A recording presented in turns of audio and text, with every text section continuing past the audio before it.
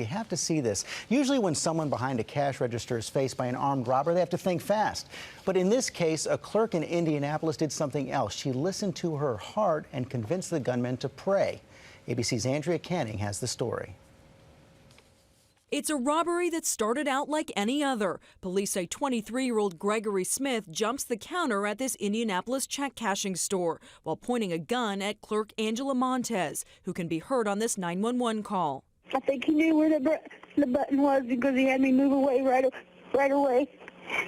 The panic button.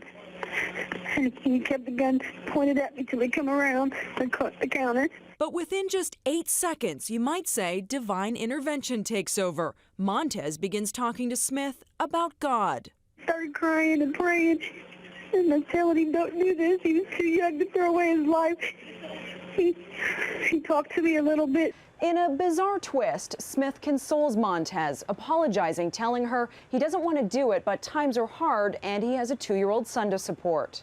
He drops to his knees, they pray together for 10 minutes, and the two strangers can actually be seen hugging each other.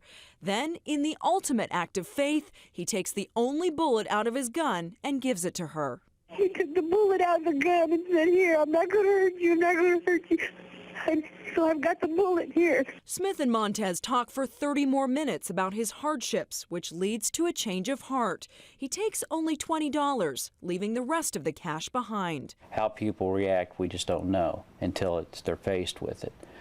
She did an extremely good job and should be commended for her actions. Police say Smith confessed Tuesday at the urging of his mother, who saw the video on the news and asked him to do the right thing, something he's clearly getting used to. For Good Morning America, Andrea Canning, ABC News.